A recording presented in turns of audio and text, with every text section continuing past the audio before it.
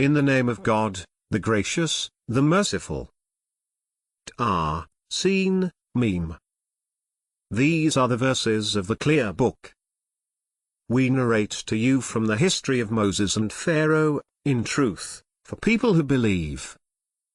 Pharaoh exalted himself in the land, and divided its people into factions.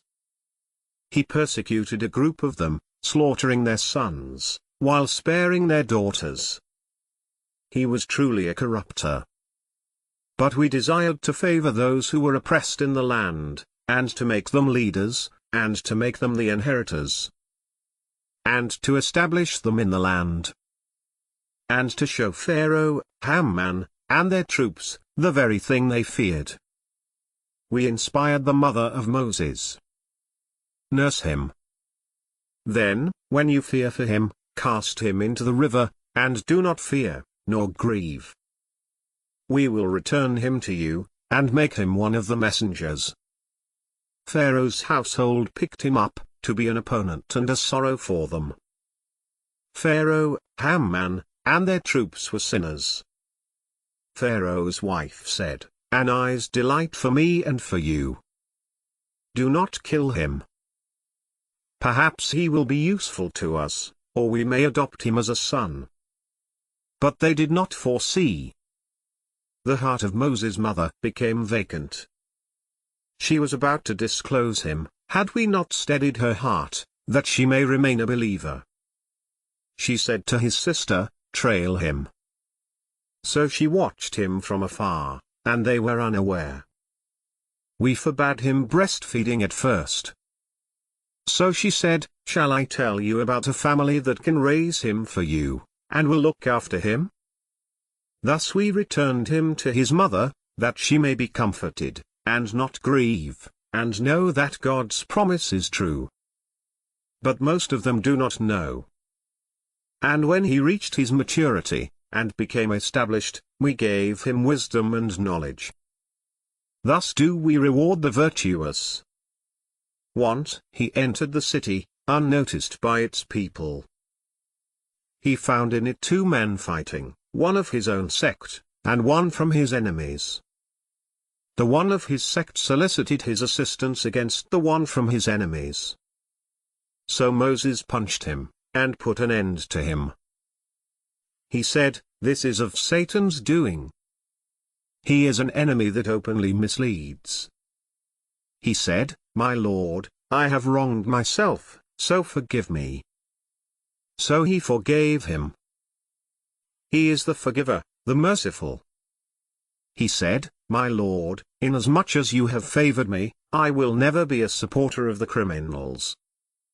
The next morning, he went about in the city, fearful and vigilant, when the man who had sought his assistance the day before was shouting out to him. Moses said to him, "You are clearly a troublemaker." As he was about to strike the one who was their enemy, he said, "O Moses, do you intend to kill me, as you killed someone yesterday? You only want to be a bully in the land, and do not want to be a peacemaker." And a man came from the farthest part of the city running.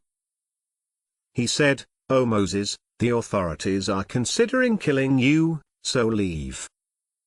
I am giving you good advice." So he left, fearful and vigilant. He said, "My Lord, deliver me from the wrongdoing people." As he headed towards Midian, he said, "Perhaps my Lord will guide me to the right way." And when he arrived at the waters of Midian, he found there a crowd of people drawing water, and he noticed 2 women waiting on the side. He said, "What is the matter with you?" They said, "We cannot draw water until the shepherds depart, and our father is a very old man."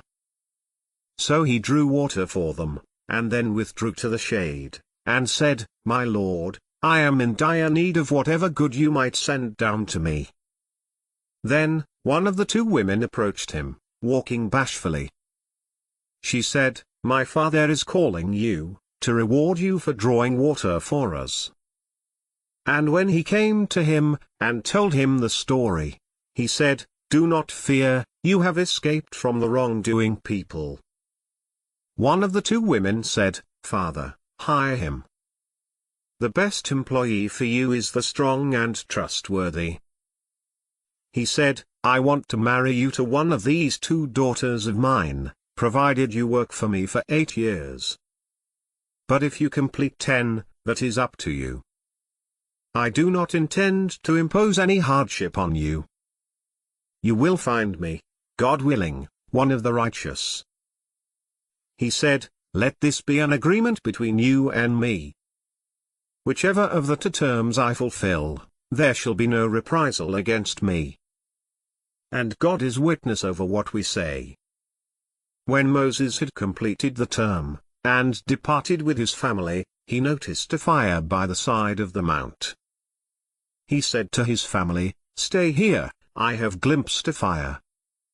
Perhaps I can bring you some information from there, or an ember from the fire, that you may warm yourselves."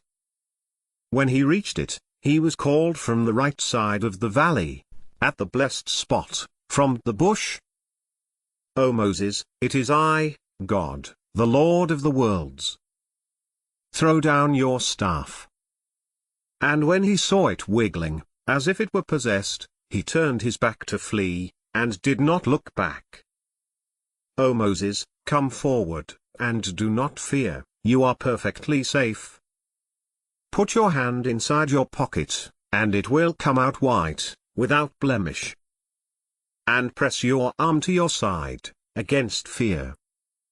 These are two proofs from your Lord, to Pharaoh and his dignitaries.